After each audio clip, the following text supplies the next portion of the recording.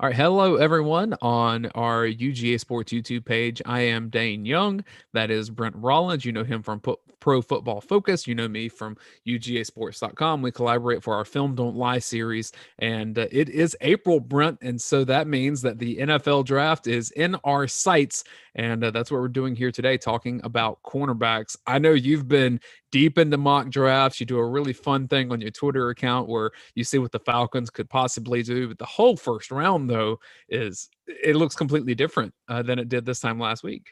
The draft season, what's amazing is how it's grown. I remember being in college and skipping through the season in Madden just to get to the draft and the free agency part. It's just exploded from an industry standpoint. There's so many different websites and people who that's their focus is all about the draft and all about prospects.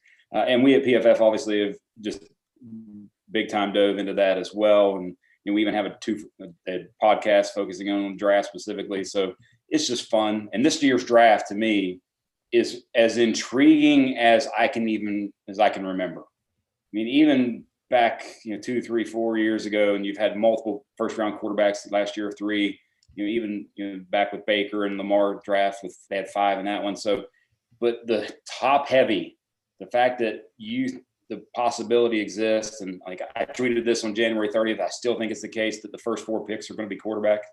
It's just when that's the case, when it's quarterback and quarterback movement and all the talk about it, because it's such an important position, it makes it that much more fun. I was texting you earlier, so I'm just going to bring the conversation to our YouTube page so that our audience can hear it.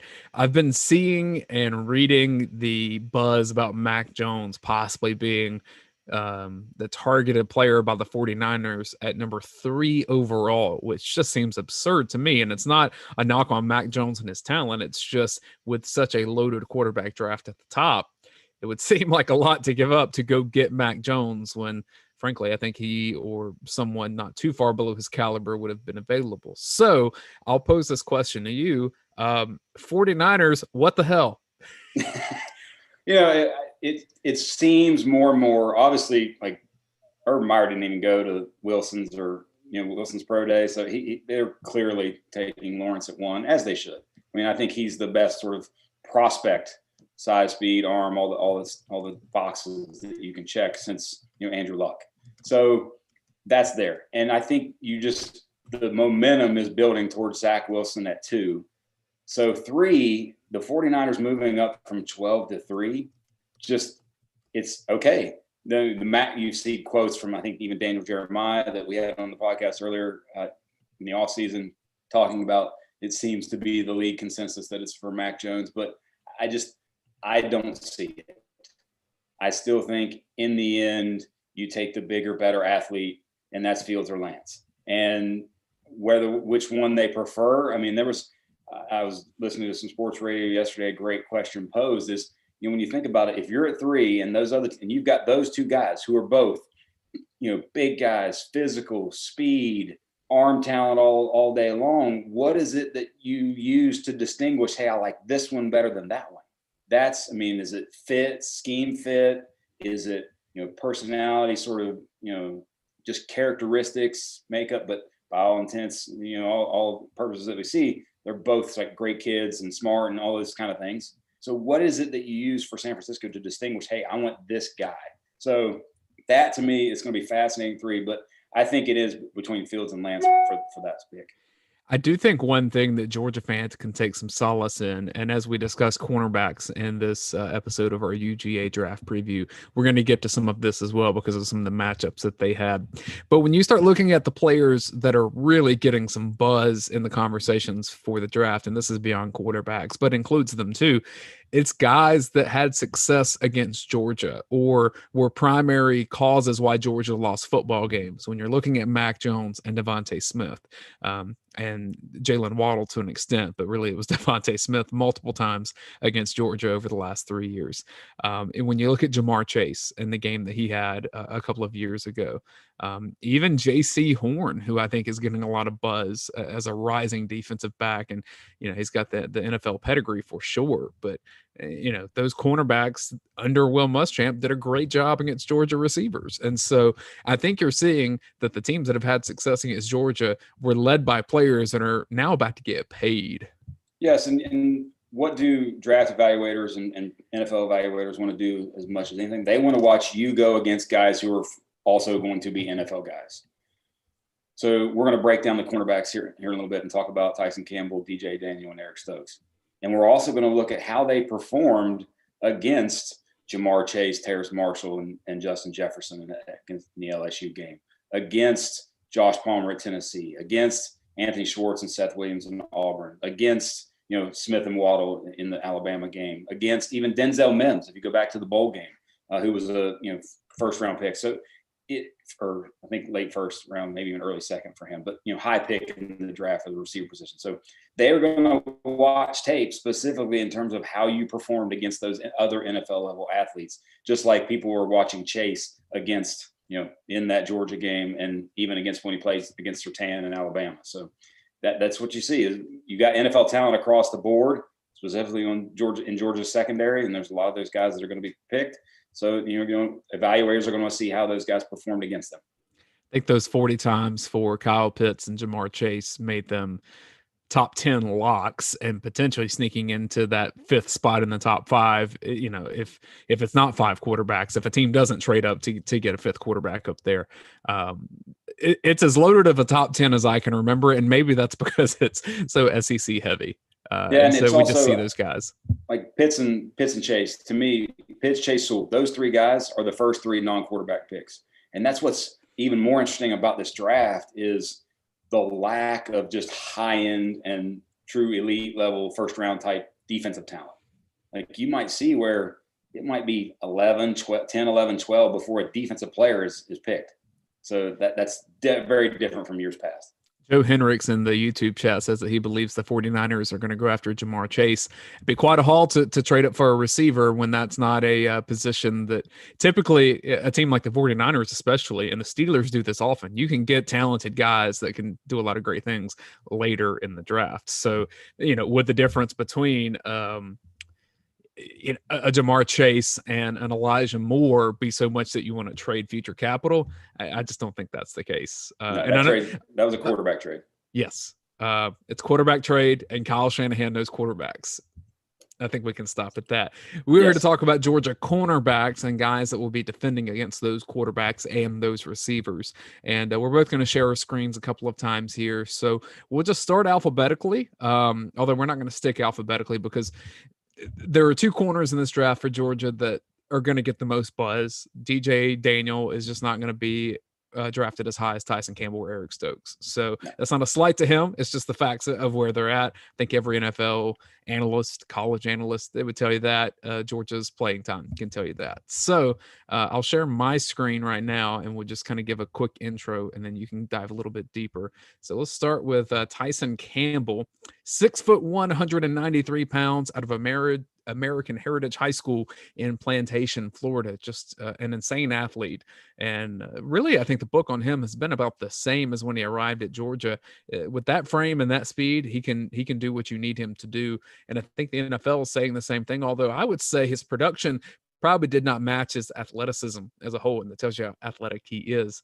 33 games played, 89 tackles, 1 interception. He did force 3 fumbles, including, he said on a video that the UGA Twitter account put out, that his most memorable play at Georgia was his freshman season, the strip and then return for a touchdown against Missouri. And we were going to talk about some of our favorite plays, and then I saw that and I said, man, he's doing our work for us. Tyson Campbell, 40 time of a 4.37, and obviously that varies in the sources with the stopwatches there, but that was from UGA's Twitter account. Brent, as a whole, Tyson Campbell seems like a guy that any NFL team would covet, at least athletically. That's the key and what's most interesting to me about this cornerback class is, like, you just go down through it, 10, 15, 20 deep of 6 foot, 6'1", 185, 195, 200 pounds that can just flat out run. So what's going to distinguish guys that elevate, in terms of their draft stock, and what's going to put, their Sertan and Horn in the top 15 versus Campbell, Stokes, others being in the 40, 50, 60s range, who knows, is production. And it's, how much are you, sort of the ball skills, you hear that talked about a lot And that's one thing that we just didn't see a lot of from Campbell at UGA. But in terms of just sheer size, speed, I mean, he was a 10.5, 10.6, or better, I think, 100 guy in high school. And that is even us. Like if you look at the PFF draft board, he's, I think, 66th overall on the big board for us. And now, granted, we put a lot of other factors into it, but he's the 8th cornerback on our rankings. And a lot of that is the potential as opposed to the production part. Right at 1,500 snaps. And I think if you look from a sort of weakness standpoint, and this is going to be the case, I think, for all three guys that we're talking about, is it's both positive and negative, is their level of physical play. And all three of them, in terms of, right around, 5 to 9, 10 type penalties, very handsy, kind of grabby, and that's what they do. And they're allowed more so to do that at the college level.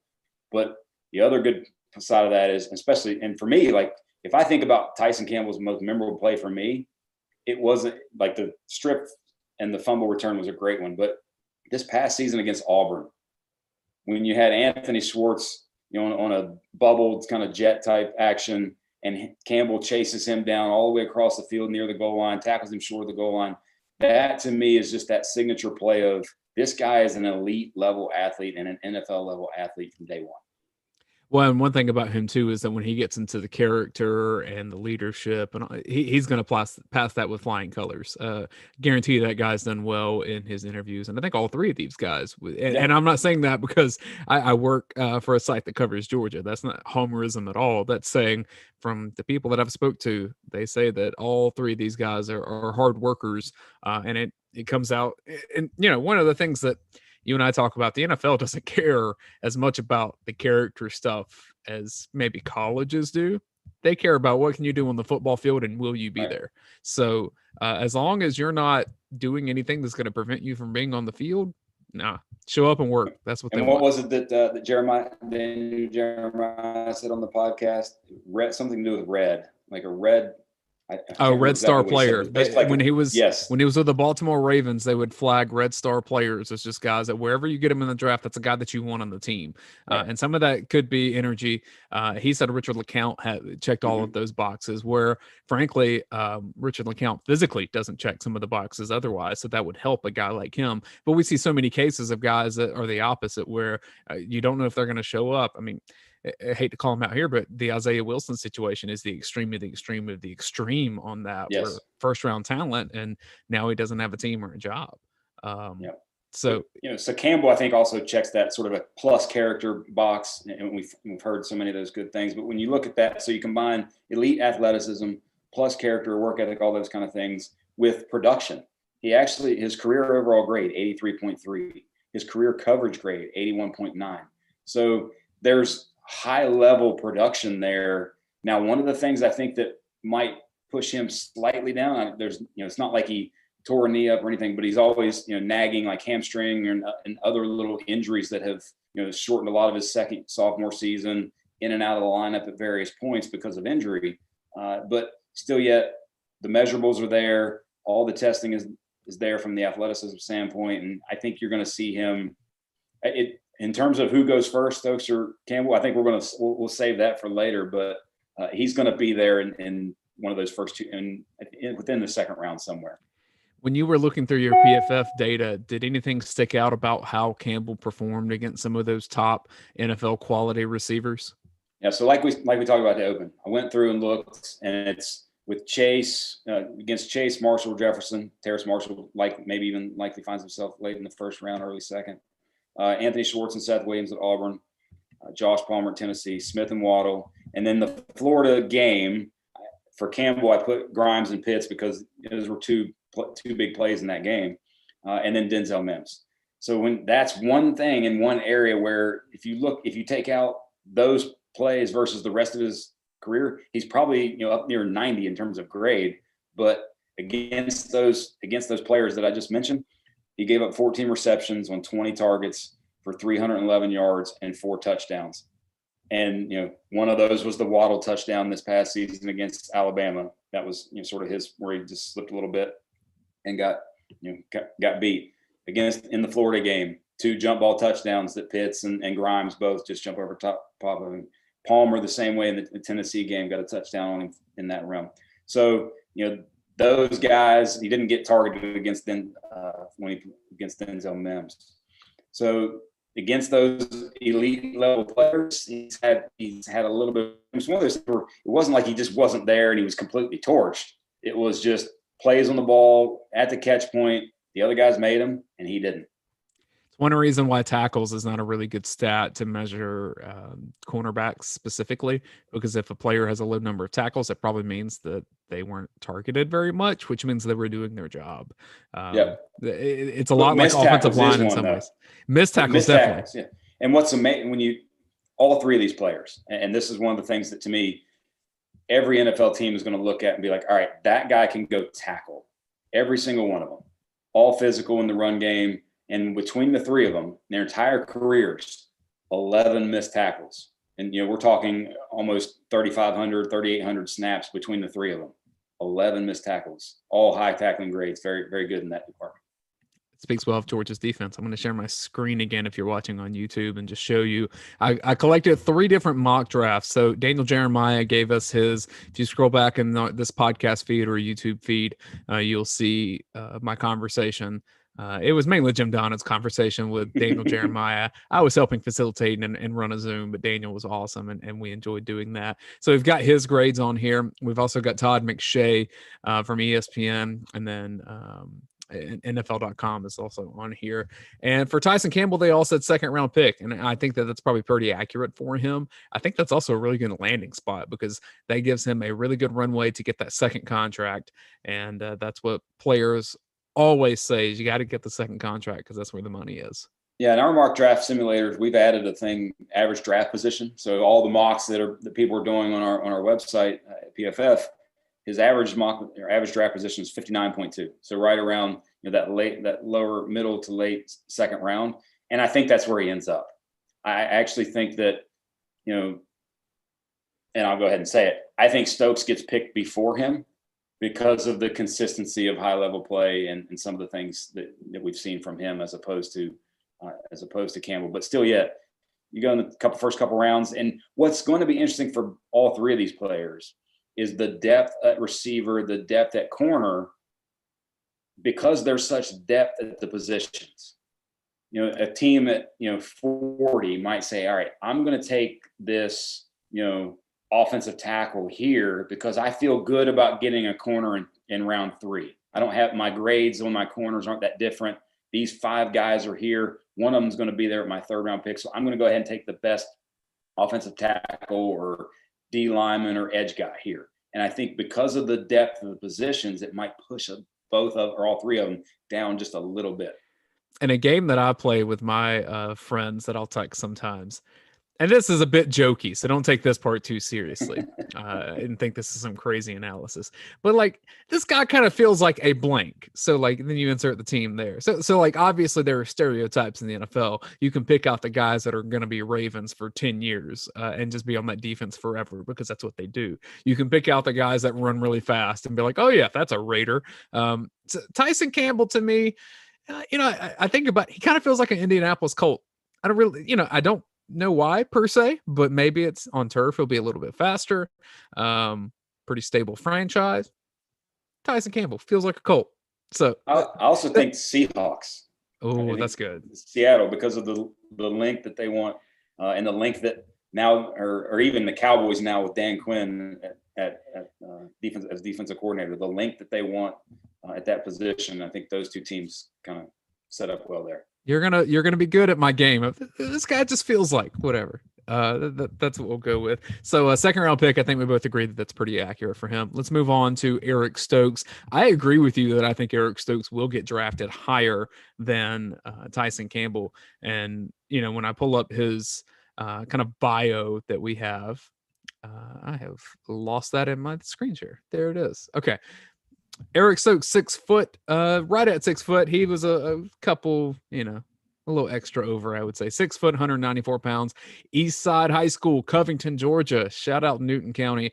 36 games, which I think is big for him, is consistent production. 78 tackles, 4 interceptions. He did force a fumble, 26 passes deflected. That 40 time really stands out of a 4.28. In some training, it sounds like he got that down to 4.25, somewhere in there. And look, you don't even have to ask what is the most memorable play, because you can still feel it if you watch the game against Tennessee, where he forces a fumble return for a touchdown. I think Tay Crowder ended up with that football, but yes, that's right. I forget who was the Tennessee Maurer? Yeah, Brian Maurer. Yeah, they played a couple quarterbacks that game, and Maurer, unfortunately, was the one in there taking that hit. Completely open on the corner blitz and really formed tackle. It was safe. It was effective, and Georgia scored points off of it. And there are paintings now of it if you walk in downtown Athens, I'm sure, in some of the establishments around there. Eric Stokes contributed early and often at Georgia. I think he leaves as one of the more consistent contributors in Kirby Smart's defense, and I think he'll be rewarded for that. Yeah, very much so. And I also remember the very first game that he got a lot of run against Missouri, and he blocked a punt. He almost borderline, he basically blocked the punt. So I remember that as well. But I think that's the thing you see with Stokes, is just consistent high level play. One of the interesting things about him, just like Tyson Campbell, the ball skills argument, he didn't have any interceptions going into the year. And then he had 2 pick sixes and 4 interceptions on the season. And still high level play, but like from a career standpoint, his career overall grade 90.5, his career coverage grade 90.1, and just from a outside of the penalties and some of the hand usage and the sort of the grabbiness that he had there, but again, college is different than the NFL, and I think that's probably the one thing that all of these guys are going to have to transition to, is how much less physical you can be in the NFL, and you can't put hands on people, but you can't coach that speed at all. You can't. It's there. It's going to be his thing, and it's going to be something where an NFL team just looks at that and says, all right, no matter what, this guy's not really going to get beat in a speed standpoint. And the other thing that I think both Campbell and Stokes and even Daniel, just because of how deep Georgia plays their defense, value in press coverage, and very much a lot of experience in press coverage. So in Stokes' career in press coverage, only allowed 49.5% completion, 500 yards on 105 targets. So very much adept at playing in press coverage. So I think that's going to find him, and just that level of consistency, health, all that goes through that. I think that finds him. And even like if you look at our rankings, he's 73rd on our overall board, 11th in the cornerbacks. I think he's going to go 4 or 5 spots higher than what we have him ranked, just because of the factors that we discussed. Early in his career, one of the things that I marveled at was that Eric Stokes could cover so closely and not draw pass interference penalties. Now, that did not remain as consistent. Now, as a whole, he was still really good in that category, but he was almost legendary early on and not drawing penalties when the ball would be thrown his way. Over time, I guess you regress to the mean some. It's actually one thing Tyson Campbell struggled with too. And you were saying that physical play is something that is going to be required of these guys. But the ability to do that without drawing the penalty is massive in the NFL. Yeah. And he got some bad luck even, and there's when you're always a handsy, being physical at the cornerback position, there's always they could call it here. They didn't. They could call it here. They did. Kind of thing. And unfortunately for Georgia, they called it in the absolute worst possible scenario against on 3rd and 9 that led to, I think, a field goal at least, or led to a touchdown on the next play, the one in the end zone against Devonta Smith. But, those kind of things, it's just going to adapting to the NFL game. I think the one thing that when you look at between the two players, Campbell and Stokes, that you just see a little more natural hip movement and hip turn and, opening up the hips to be able to run with guys from Campbell. And I think that's the reason probably in our rankings that you see him higher. But I think to me, the consistency, being there, always being there, health part, not having those kind of nagging things that the other guy had, I think that's what pushes him for me above Campbell in this situation. How was Stokes in his matchups against some of those best receivers that we were talking about? A lot better. A lot better. When you now against, let's see, he had at least 2 targets against all the ones that we looked at. So that's the LSU trio, that's the Auburn duo, then Palmer, Devontae Smith, Waddle. Against Florida, I just sort of lumped the Florida game in together as one. He didn't actually wasn't on Pitts at all, and then Denzel Mims. So against those guys combined, 12 receptions allowed on 22 targets, only 138 yards. Now 3 touchdowns he did give up, and 1 pass breakup, but still a lot better performance overall than his counterpart. In a matchup league, I mean, these scouts know that. They see that. And I'm sure it's one thing the Georgia coaches say is that we felt comfortable leaving him one-on-one against good receivers. Yeah, very much so. And what was amazing, like when the one big game that he missed, like he went out early in the Notre Dame game, the home Notre Dame game 2 years ago. And it took Notre Dame till like the fourth quarter realize, oh, he's not there. Let's go attack the guy that played much of the snaps for him. So let's look at where mock drafts have Eric Stokes going. It's a bit all over the board. Daniel Jeremiah had him locked in as a 2nd-round pick, just like Tyson Campbell. I think that's probably the consensus based on what I've seen, but Todd McShay had him falling to early 3rd round in his latest ESPN draft, and then NFL.com had him rising up to a 1st-round pick. I think that had him going to the Saints, which would probably be a decent fit for them based on some of their losses financially in free agency. So I think anywhere in the first, if he gets to the 3rd round, someone's got an absolute steal on their hands, and they better hop on it. I think he's a late 1st-round guy, frankly. And like for us, his average in the mock simulator, his average draft position was 78th. So, definitely in the 3rd round there. But I think he's in the battle to be the 4th corner. And what's the wild card there is Caleb Farley from Virginia Tech, because I think consensus you have Surtain, Horn, and then the Newsom kid from Northwestern as kind of top 3 guys on most boards, most everything that you see. But Farley now with the back and having this 2nd back issue throws a big wrench into things, because he was looked at kind of a number 1 type guy. But now how far does he slip? And then I think when you get to the top of the 2nd round, and then it becomes like scheme fit, because you've got, to me, it's between Stokes, Asante Samuel Jr., who Stokes is a little bigger, but doesn't have the ball skill production that Samuel does.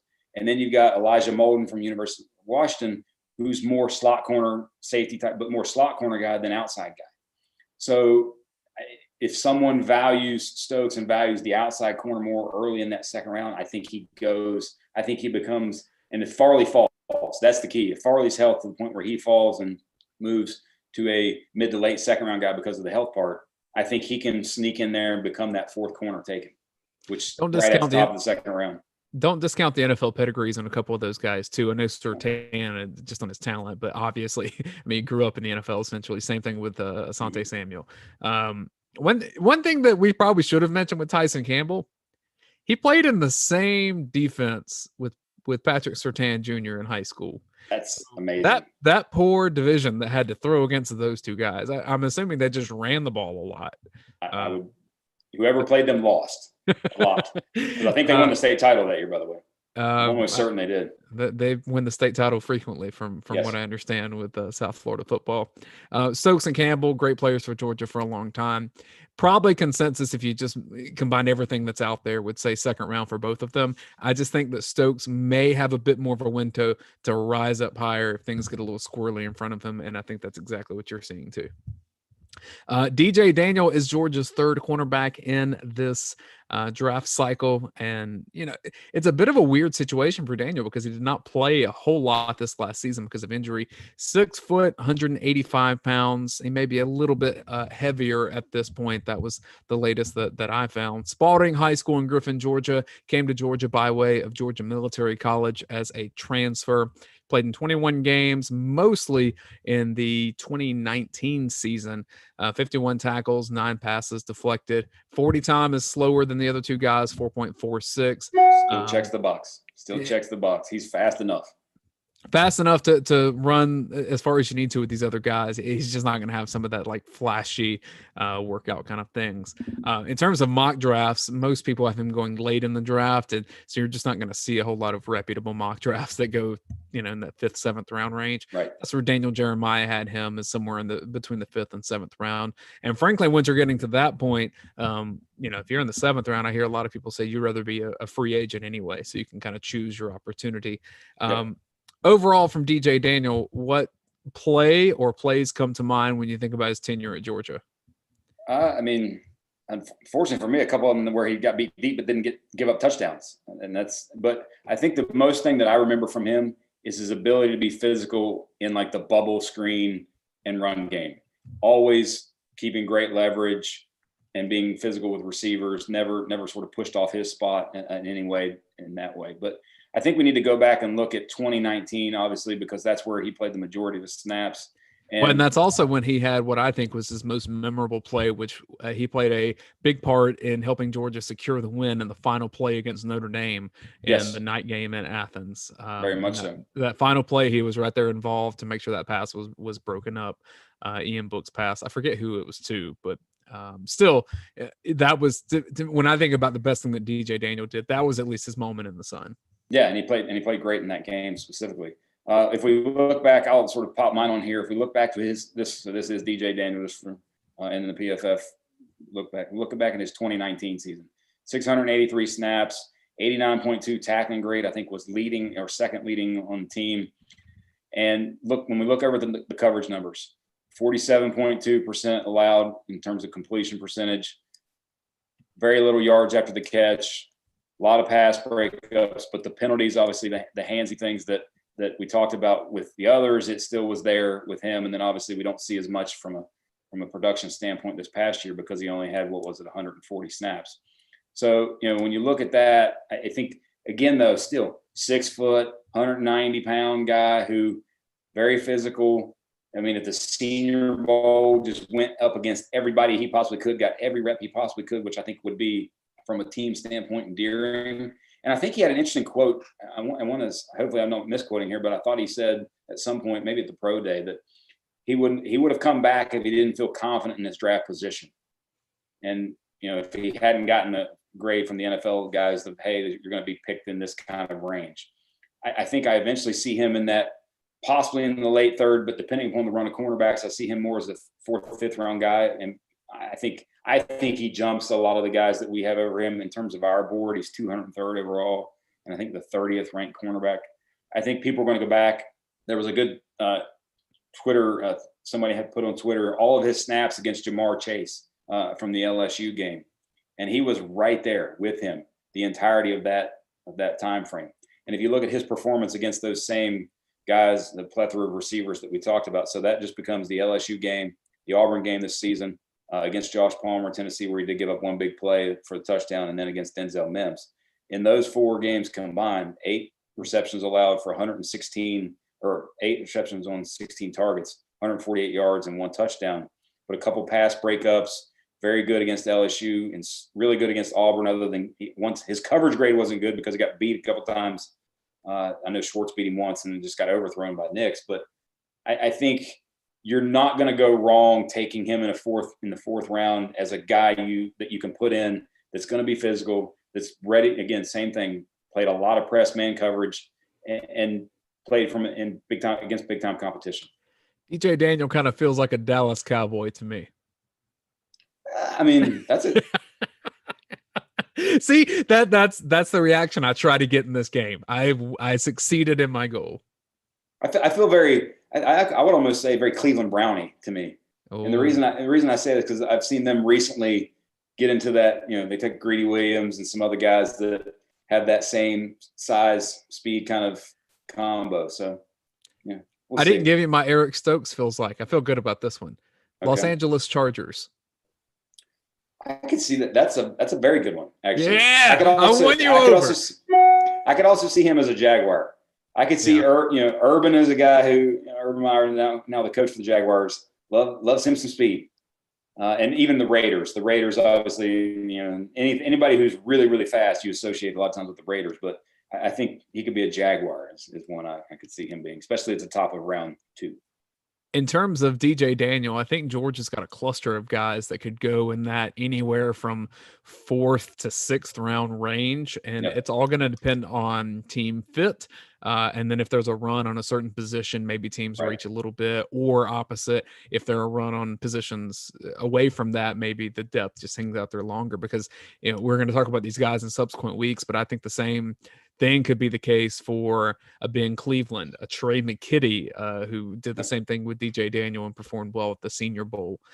Richard LeCount could fall down toward that range.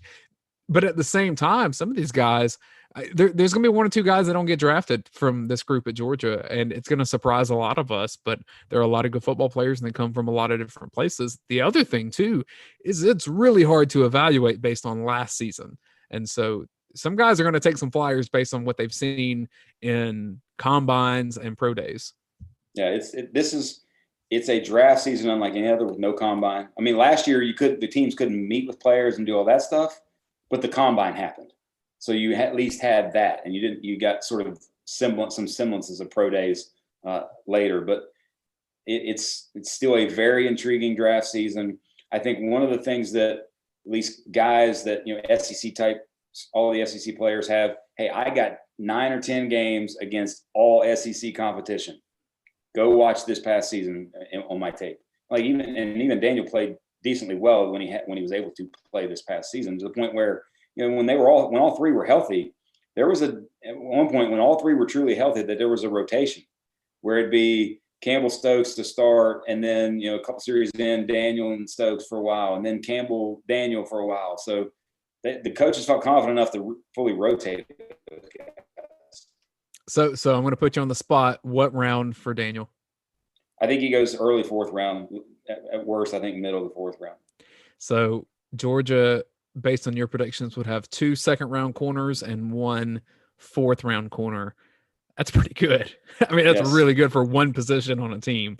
Yes, and we still got two secondary guys that we can talk about next week. Yeah, we'll do that. We'll talk about some interior defenders on the back end. I do want to give you a minute or two to discuss Atlanta Falcons and what you think they might do, because one of my favorite things about your Twitter feed are your PFL Friday Falcon mock, where I like to see where your head is at. And I know sometimes you just think, oh, that might be cool. Let me experiment with this.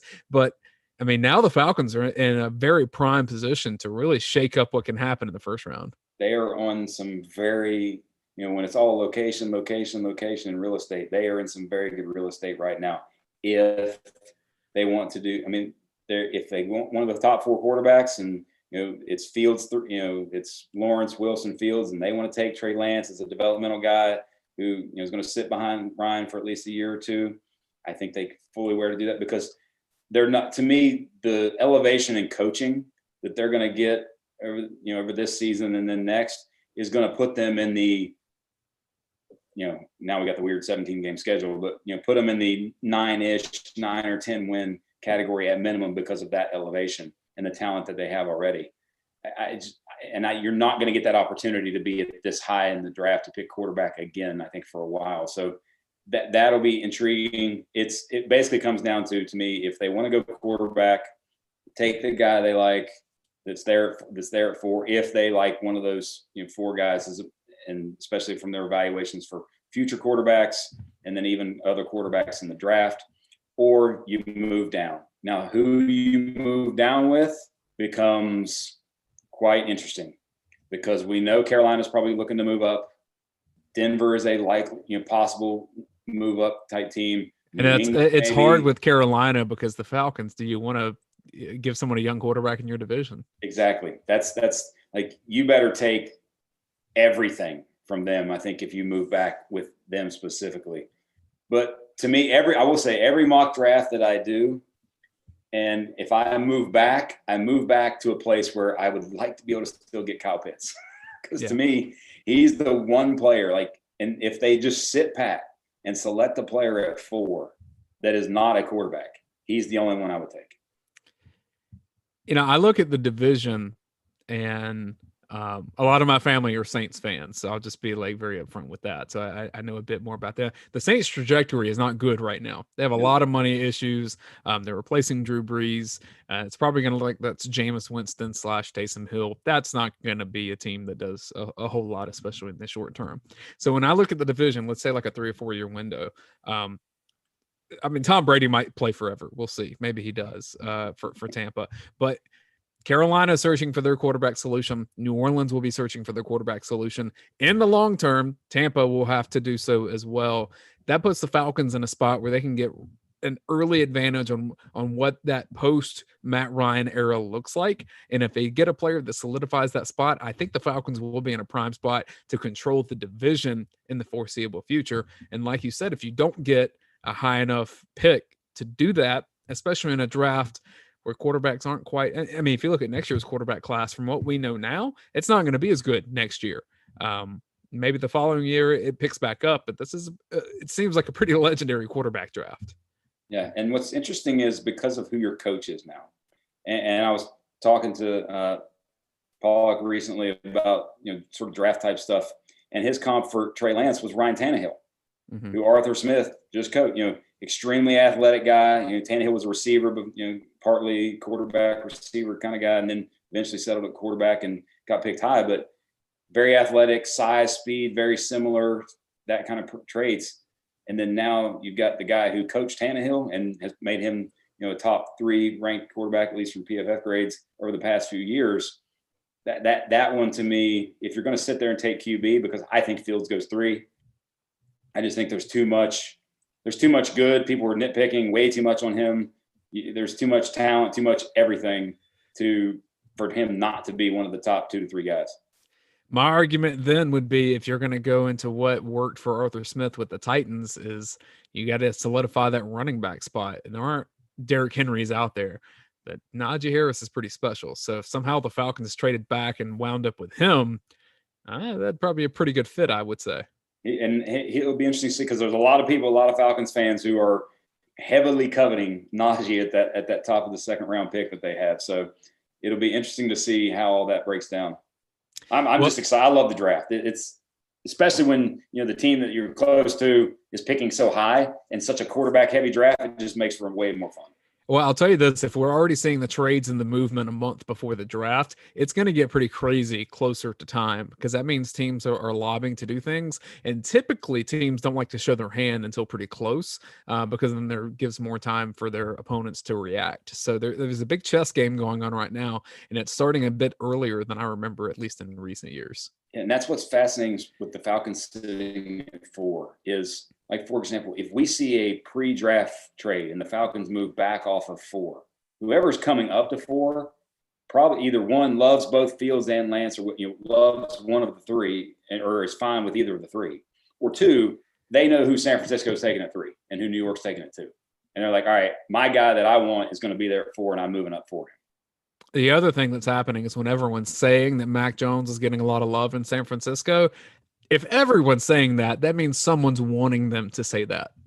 That's how these stories kind of get planted sometimes. So if you want to read, what, 20% truth, maybe?